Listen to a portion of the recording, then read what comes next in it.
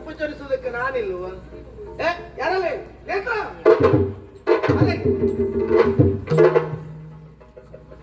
ಅಂದ್ಕೊಳ್ಳೆ ಬಂದು ಬಿಟ್ಲು. ಅತಿಥಿಗಳು ಬಂದಿದ್ದಾರೆ, ಹಾಲು ತಕೊಂಡು ಬಾರೆ. ಹೇಳ್ಬೇಕು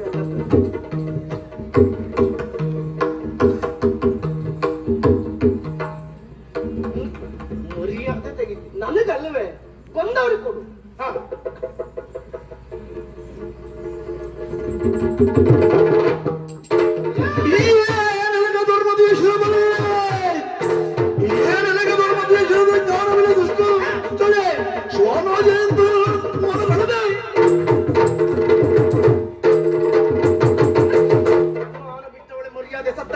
ನಮ್ಮ ಮರ್ಯಾದೆ ತೆಗಲಿಕ್ಕೆ ನೀನನ್ನು ಸಾರಥಿಯಾಗಿ ಬಿಟ್ಟಲ್ಲೇ. ಯಾರು ಎದುರಿನಲ್ಲಿ ಹೇಗಿರ್ಬೇಕು ಅನ್ನೋ ಪರಿಜ್ಞಾನ ನಿನ್ಗುಂಟ? ನನ್ನ ಮರ್ಯಾದೆ ತೆಗೆದವಳು ನೀನು. ಬಂದವರು ಎದುರಿನಲ್ಲಿ ಹೀಗೆ ಬಿಡ್ತೇನೆ ಎನ್ನುವ ಹಾಗೆ ಭಾವಿಸಿದ್ಯಾ? ನಿಮ್ಗೆಲ್ಲ ಬರೀ ಬಾಯಿ ಮಾತಲ್ಲಿ ಹೇಳಿದ್ದೆ ಹೌದು ಅಂತ ಆದ್ರೆ ಇಂಥ ತಪ್ಪನ್ನು ಮತ್ತೆ ಮಾಡ್ತಾ ಇರ್ತೀರಿ. ನಿಮ್ಗೆಲ್ಲ ಸರಿ ವ್ಯವಸ್ಥೆ ಆಗ್ಬೇಕು ಅಂತ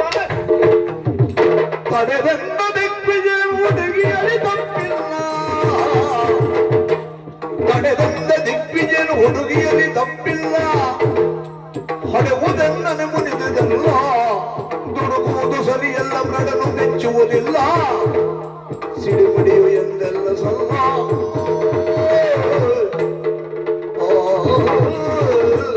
ರಾಜಕುಮಾರಿ ಶಿವರಂಜನಿ, ನೀನು ಏನು ಮಾಡ್ತಾ ಇದ್ದೀಯ ಅನ್ನುವಂತ ಪ್ರಜ್ಞೆ ಆದ್ರೂ ನಿನಗೆ ಉಂಟಾ? ಯಾಕೆ ಇಲ್ಲದೆ ಹೋದ್ರೆ ಅವಳನ್ನ ಶಿಕ್ಷಿಸುವುದಕ್ಕೆ ದಂಡಿಸುವುದಕ್ಕೆ ಮುಂದಾಗ್ತಾ ಇದೆಯಲ್ಲ, ಏನು ನೈತಿಕತೆ ಉಂಟು, ಏನು ಅಧಿಕಾರ ಉಂಟು ನಿನಗೆ ಎನ್ನುವುದು ಬೇಡ. ತಪ್ಪು ಮಾಡಿದ್ಲಲ್ಲ ನೋಡು, ನಿನ್ನ ಹಾಗೆ ಅವಳು ಕೂಡ ಒಂದು ಹೆಣ್ಣು ಎನ್ನುವುದನ್ನ ಯಾವತ್ತೂ ಮರಿಬೇಡ.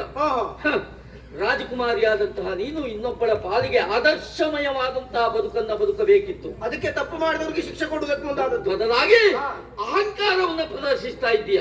ಅಹಂಕಾರ ಬೇಕು ಮನುಷ್ಯನಿಗೆ, ಅಲಂಕಾರಕ್ಕೆ ಮಾತ್ರ ಅಹಂಕಾರ ಬೇಕು. ಬಿಟ್ರೆ ಈ ಅಹಂಕಾರ ಹೆಚ್ಚಾಯ್ತು ನಿನ್ನ, ಇದು ನಿನ್ನ ಬದುಕಿನ ಅಧಪ್ಪತನಕ್ಕೆ ಕಾರಣೀಕರ್ತವಾಗ್ತದೆ ಎನ್ನುವುದನ್ನ ಸರಿಯಾಗಿ ನೆನಪಿಟ್ಕೋ. ಜೊತೆಗೆ ಹೆಣ್ಣು ಹೇಗಿರ್ಬೇಕು ಎನ್ನುವುದನ್ನ ಮೊದಲಾಗಿ ನೀನು ತಿಳಿದುಕೊಳ್ಬೇಕಾಗ್ತದೆ. ನಿನಗೇನು ಗೊತ್ತುಂಟು ಅದನ್ನೇ. ಕರುಣೆಯ ಕಡಲಾಗಿ ಹೆಣ್ಣಿರ್ಬೇಕು, ಮಮತೆಯ ಮಡಿಲಾಗಿ ಹೆಣ್ಣಿರ್ಬೇಕು, ಸಂಸ್ಕಾರದ ಸೂತ್ರವಾಗಿ ಹೆಣ್ಣಿರ್ಬೇಕು, ಪೂರ್ತಿಯ ಮೂರ್ತಿಯಾಗಿ ಹೆಣ್ಣಿರ್ಬೇಕು, ಬಡವರ ಪಾಲಿಗೆ ಕಣ್ಣಾಗಿ ಹೆಣ್ಣಿರ್ಬೇಕು, ಉಭಯ ಕುಲ ಉದ್ಧಾರಣಿಯಾಗಿ ಹೆಣ್ಣಿರ್ಬೇಕು, ಹೊಸ್ತಿನ ಮೇಲೆ ದೀಪ ಎನ್ನುವ ಹಾಗೆ ಕರೆದ್ರು. ನೋಡು, ಹೆಣ್ಣು ಎನ್ನುವ ಹಾಗೆ ಕರೆಸಿಕೊಂಡವಳು ತಂದೆಯ ಮನೆಯನ್ನು, ಗಂಡನ ಮನೆಯನ್ನು ಬೆಳಗುವಂತಹ ಜ್ಯೋತಿಯಾಗಿ ಇರಬೇಕು ಹೊರತಾಗಿ ಇನ್ನೊಬ್ಬರ ಬದುಕಿಗೆ ಹುಣ್ಣಾಗುವುದಕ್ಕೆ ಯಾವತ್ತೂ ಹೋಗಬಾರದು. ಇದನ್ನ ಸರಿಯಾಗಿ ಲಕ್ಷ್ಯದಲ್ಲಿಟ್ಟು ನೀನು ವ್ಯವಹಾರ ಮಾಡಬೇಕು. ನೋಡು, ತಪ್ಪು ಎನ್ನುವ ಹಾಗೆ ಅವಳನ್ನು ಆಕ್ಷೇಪಿಸ್ತಾ ಇದೆಯಲ್ಲ, ತಪ್ಪು ಎನ್ನುವ ಹಾಗೆ ನನಗೂ ಅರ್ಥ ಆಗ್ತದೆ.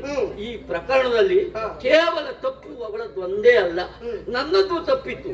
ಅವಳ ಹಾಲಿನ ಬಿಂದಿಗೆಯನ್ನ ಕೊಡುವಾಗ ನಾನು ಸ್ವಲ್ಪ ಗಟ್ಟಿಯಾಗಿ ಹಿಡಿದುಕೊಳ್ಬೇಕಿತ್ತು. ಕೈ ಸ್ವಲ್ಪ ಜಾರಿತಕ್ಕಾಗಿ ಹಾಲು ಬಿದ್ದು ಚೆಲ್ಲಿ ಹೋಯಿತು. ನೋಡು, ತಪ್ಪಿನಲ್ಲಿ ಸಿಂಹ ಪಾಲು ನನಗೂ ಉಂಟು, ಹಾಗಂತ ನನಗೆ ಹೊಡಿತೀಯ ನೀನು? ನಿಮಗೆಲ್ಲ ಹೊಡಿಲಿಕ್ಕೆ ಆಗ್ತದ? ಹೊಡೆಯುವ ಧೈರ್ಯ ಇದ್ರೆ ಹೇಳು. ಹಾಗಾಗಿ ಹೇಗಿರ್ಬೇಕು ಎನ್ನುವುದನ್ನು ಮೊದಲಾಗಿ ತಿಳ್ಕೊ ನೀನು.